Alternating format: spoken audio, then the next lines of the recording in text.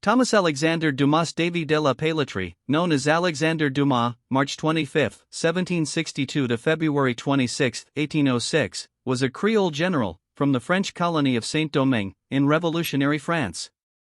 Along with his French contemporary Joseph Sorand, Toussaint Louverture in Saint-Domingue and Abram Petrovich Ganibal in Imperial Russia, Thomas-Alexandre Dumas is notable as a man of African descent, in Dumas's case, through his mother, leading European troops as a general officer.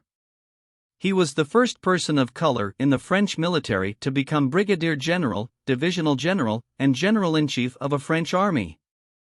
Born in Saint-Domingue, Thomas-Alexandre was the son of Marquis Alexandre Antoine Davy de la Pelletrie, a French nobleman, and of Marie Cosette Dumas, a slave of African descent. He was born into slavery because of his mother's status, but his father took him to France in 1776 and had him educated. Slavery had been illegal in metropolitan France since 1315, and thus any slave would be freed de facto by being in France. His father helped him enter the French military. Dumas played a large role in the French Revolutionary Wars. Entering the military in 1786 as a private at age 24, he commanded 53,000 troops as the general-in-chief of the French Army of the Alps by age 31. Dumas's victory in opening the high Alpine passes in 1794 enabled the French to initiate their second Italian campaign against the Austrian Empire. During the battles in Italy, Austrian troops nicknamed Dumas the Schwarzer Teufel, Black Devil, Diable Noir in French. In 1797, the French, notably Napoleon, nicknamed him the Horatius Cockles of the Tyrol, after a hero who had saved ancient Rome, 7, for defeating a squadron of enemy troops at a bridge over the Isac River in Clausen, today Clausen, or Chusa, Italy, in March 1797.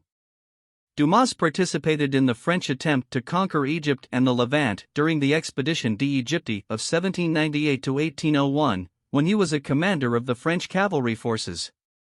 On the march from Alexandria to Cairo, he clashed verbally with the expedition's supreme commander Napoleon Bonaparte, under whom he had served in the Italian campaigns.